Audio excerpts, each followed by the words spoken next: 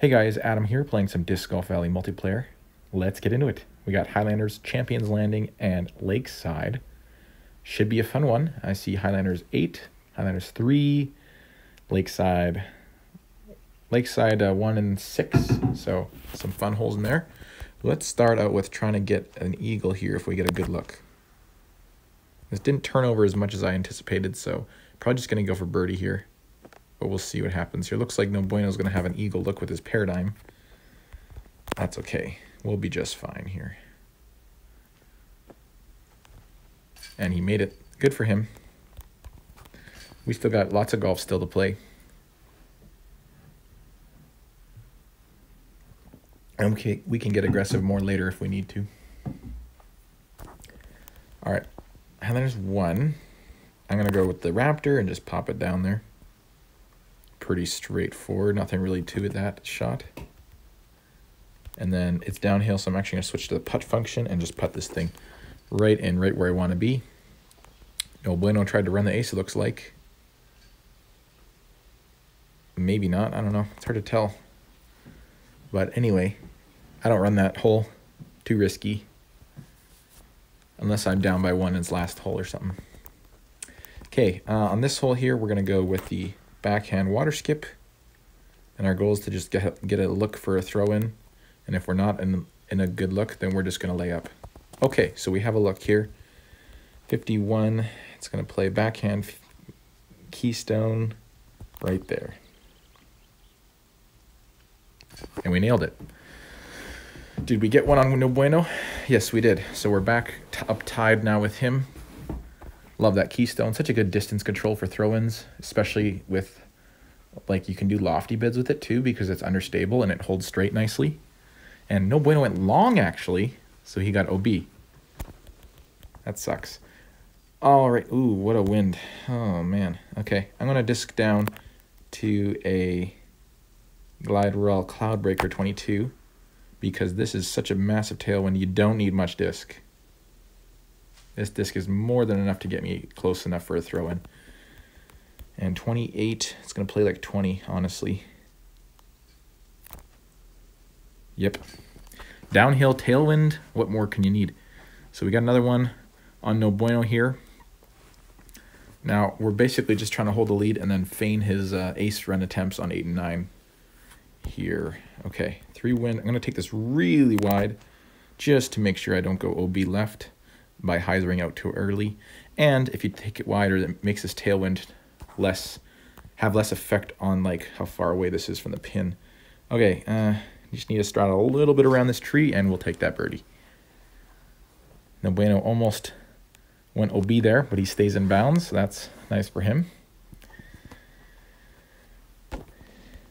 Okay, 4 wind here, full disc hyzer. And then that should put us in look for a little short throw-in or putt.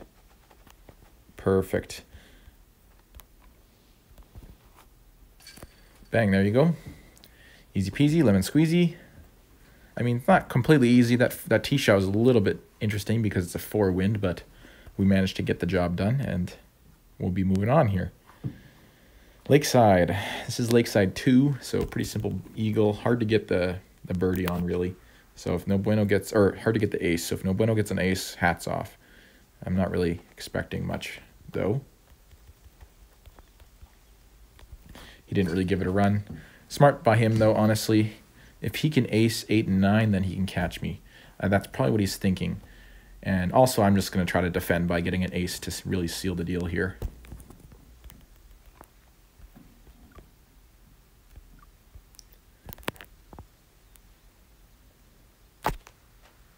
This is looking good.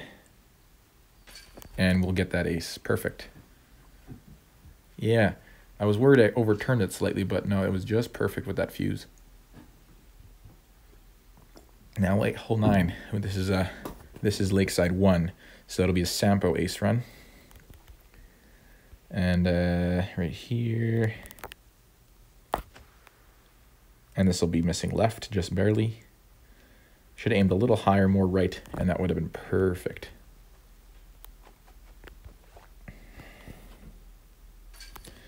Ooh, nearly spit out there, but we got the bird, got the win. I'm gonna see what's in his bag now. Quick bag check of no bueno. So he's running the skip strive. Nice. I just recently swapped to that, so I'll show you my bag in a second here. But yeah, and he's fancy. He's an MD1 guy. He doesn't even bag a fuse. Wow. Alrighty then. Well, that was fun. Okay, let's check out my bag, and then I will call that a video. So, GG no bueno. I'm sure we'll chat about that later, maybe. I don't know. So, we're just going to go no practice round here, because if I open my collection, sometimes my game crashes. I don't want that on the video. So, here we go. Putters have stayed the same, still using the Wind Keystone and the Sticky Berg. Eventually, I hope to get a custom disc that makes it the Wind Berg, but until then, I'm bagging the Sticky Berg. I use the Berg for all my putting with the putting function, and then utility shots like what you'd use a harp for instance, or something like that.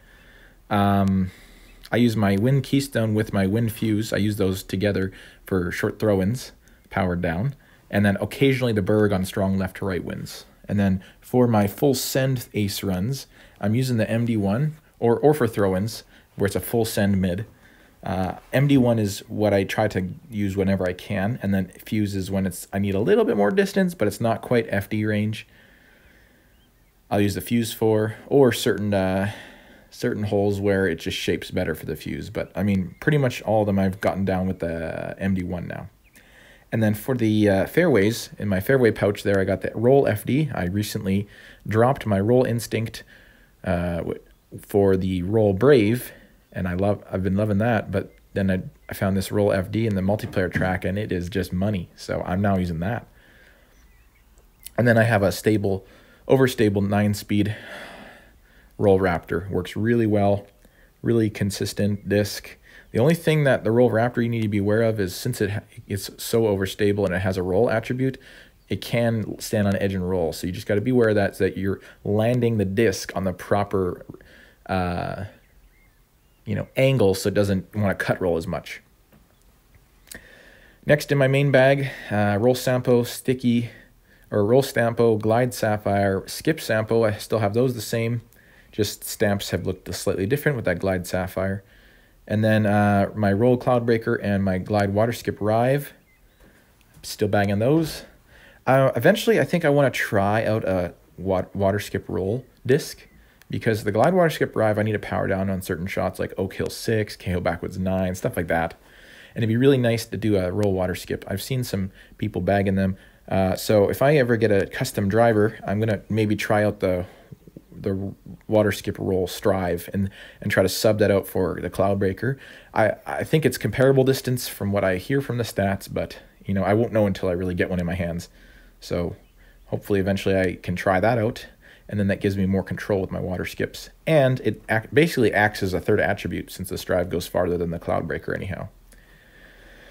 And then we got the Glide Water Skip Rive, and then I do 2 skip drivers, Skip Captain and the Skip Strive. I recently swapped out my Skip Rive for my Skip Strive. Slightly more initial turn out of the hand, it has more lift, but it still fights like a Rive at the end of its flight and is super reliable that way. Honestly, the Strive it's just amazing. It's my favorite skip driver now. Like, see a Rive, I only have one Rive in my bag now. It's the water skip. And then I got the Light Glide Paradigm. I swapped it out from the Light Glide Captain I was bagging, because Light Glide Captain was just slightly more squirrely. And with the Paradigm, you get a little bit more reliability, a little less touchy. So, yeah, that's my bag. That's some of the reasons why I've been throwing the way I have. Let me just do an ace run of Sunshine Glade 1 here. I'll try to get the ace on 1 here and then play it out, and then be done. I haven't forgotten about the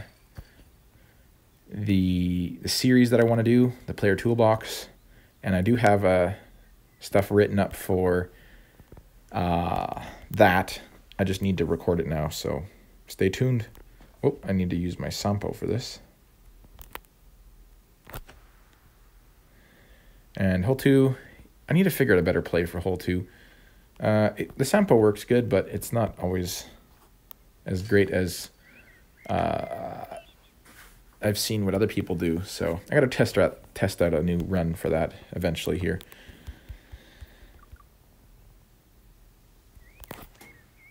And that's gone into my arms. Man. So Val League, oh yeah, another thing. Val League is starting up soon, and I'm so happy that I got drafted for Val League, so I'm excited about that. That should be fun. And yeah, I'll end up posting my rounds on YouTube after Val League is over.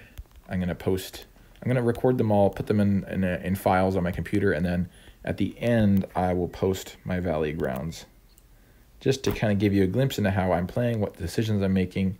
But I don't want to do that during the event because I want to remain competitive, and I don't want to give other players an edge in that. So I'll hold off on those until after the Val League is over, and then you can see how I played throughout the event.